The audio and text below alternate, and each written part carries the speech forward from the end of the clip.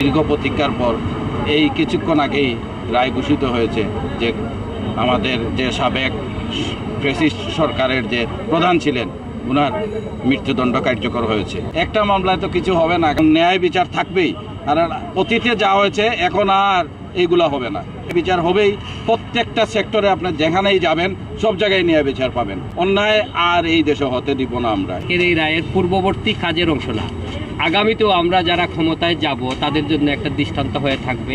যদি আমরা কখনো স্বৈরাচার হই তাহলে আমাদের অবস্থা শেখ হাসিনার মতো হবে। শুধু বাংলাদেশের জন্য না, শুধু বিশ্বের মধ্যে একটা নজির যে বাংলাদেশে ন্যায় বিচার প্রতিষ্ঠিত হয়।